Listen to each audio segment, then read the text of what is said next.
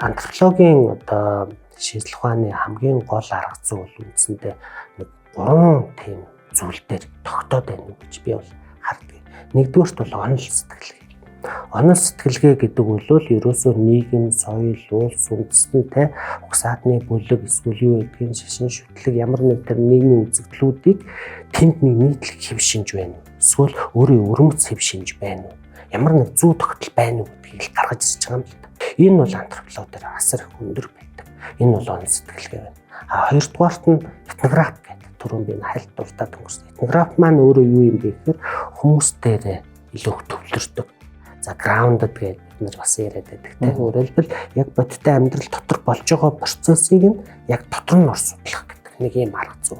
Энийгээ бид нэр этнограф гэдэг юм л да. Гуравдах нь бол яалч ёс зүй орж ирдэг.